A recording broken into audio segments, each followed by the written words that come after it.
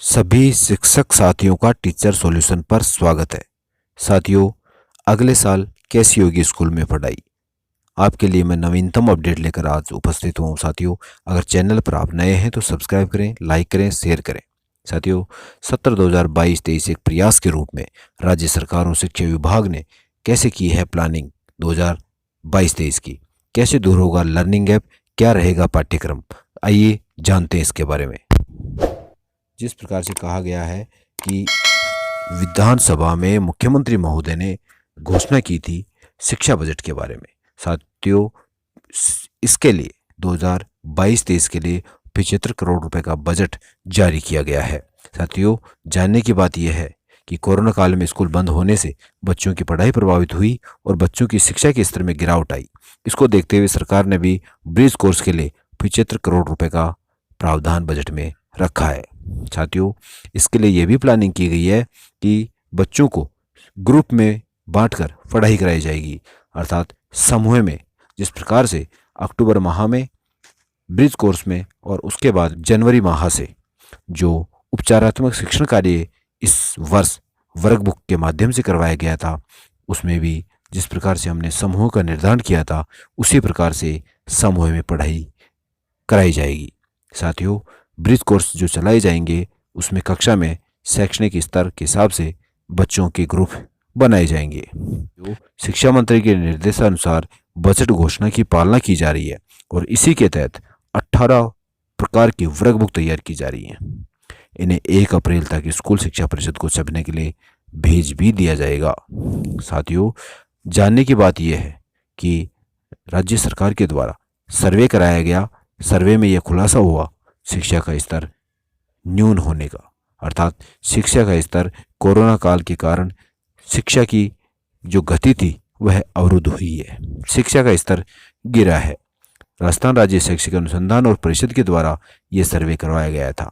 साथियों, कोरोना काल में प्रभावित हुई शिक्षा के चलते सरकारी स्कूली बच्चों में सीखने की गति जो धीमी हुई है, इस सर्वे में लगभग 42,000 शिक्षकों को शामिल किया गया, जिसमें से 42,000 शिक्षकों में से उन्होंने माना कि 60% स्कूली बच्चों में लर्निंग लॉस हुआ है। और साथियों, ये जो लर्निंग लॉस हुआ है, इसी की पूर्ति के लिए अगले सत्र 2022-23 में यह शिक्षा विभाग के द्वारा और राज्य सरकार के द्वारा एक नवाचार किया जा रहा है। साथियों, 18 वर्कबुक तैयार की जा रही है। इसके लिए पुरानी 2 कक्षाओं की पाठ्य सामग्री भी शामिल है, अर्थात अगर किसी कक्षा 5 के लिए वर्कबुक तैयार हो रही है तो उसके लिए कक्षा 3 और 4 का पाठ्यक्रम भी उस वर्कबुक में शामिल होगा।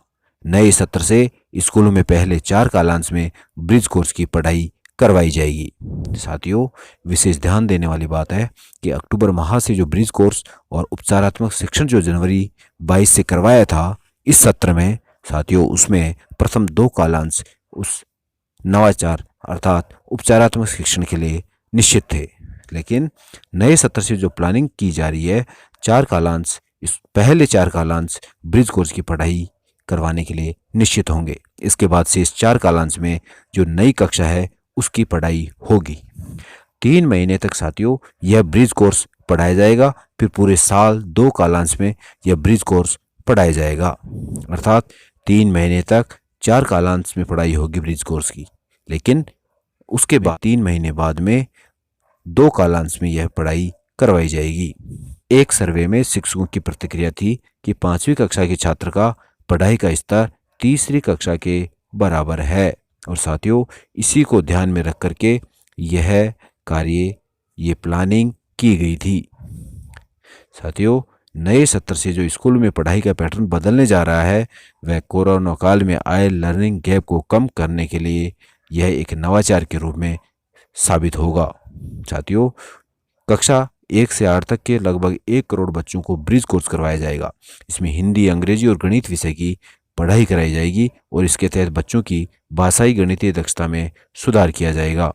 RSCERT ने इसकी कार्य योजना भी तैयार कर ली है और वर्कबुक छपने के लिए भेज दी गई है। साथियों, इस प्रकार से नवीनतम अपडेट्स के लिए टीचर सॉल्यूशन को लाइक और सब्सक्राइब करें।